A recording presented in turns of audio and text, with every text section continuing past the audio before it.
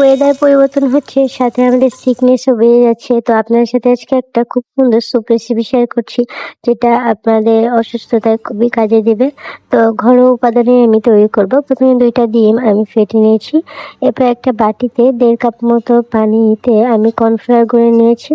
আপনারা কর্নফ্লাওয়ার পরিবর্তে চালের গুঁড়ো ইউজ করতে পারেন। তো এরপর আমি যে টমেটো কেটে নিয়েছি কিউব করে, তারপর কাঁচামরিচ কুচিয়ে নিয়েছি, পেঁয়াজ কোয়া করে ছিলে নিয়েছি, এরপরে গাজর এবং রসুন কুচিও নিয়েছিলাম। তো আমি ফ্রাই প্যানটা গরম করে তেল দিয়ে হচ্ছে রসুন কুচিগুলো দিয়ে দিলাম, হালকা ভেজে নেবো স্মেল আসা পর্যন্ত। এরপর আমি পেঁয়াজগুলো দিয়ে দিলাম, এগুলো হালকা সুন্দর মতো নেড়ে চেড়ে নেবো, হালকা নরম করতে হবে। তো এভাবে সুন্দরভাবে আমি নেড়ে চেড়ে নিচ্ছি তেলের উপরে।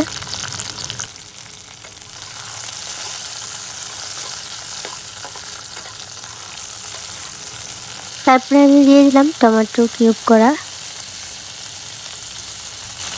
তো সবগুলো টমেটো দেওয়ার পরে সুন্দর মতো নেড়ে চেড়ে নিব।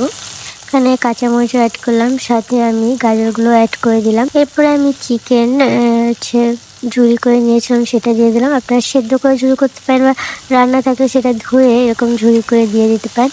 এবার সবগুলো উপাদান খুব সুন্দরভাবে নেড়ে চেড়ে নেব। স্যুপটা কিন্তু দারুণ মজার হয়, আপনারা শেষ পর্যন্ত দেখবেন তাহলে বুঝতে পারবেন।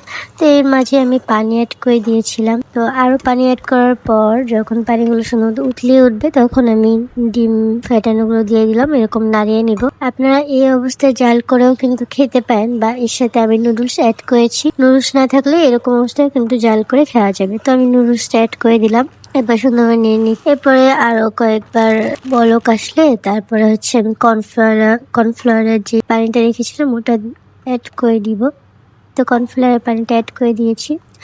আপনারা চালের গুঁড়ির পানি অ্যাড করতে পারেন, যদি কর্নফ্লাওয়ার বাসায় না থাকে তাহলে কিন্তু সেম আসবে। যাই হোক, সুন্দরভাবে নেড়ে চেড়ে নিচ্ছি। স্যুপটা কিন্তু দারুণ মজার হবে, আপনার বাসায় একবার ট্রাই করলেই বুঝতে পারবেন। এরপর আমি হালকা ম্যাগি মশলা দিয়ে দিলাম, এটা অপশনাল, আপনারা চাইলে নাও দিতে পারেন। এখানে কিন্তু আমি লবণ অ্যাড করেছি, সেটা ভিডিওতে দেখানো হয়নি।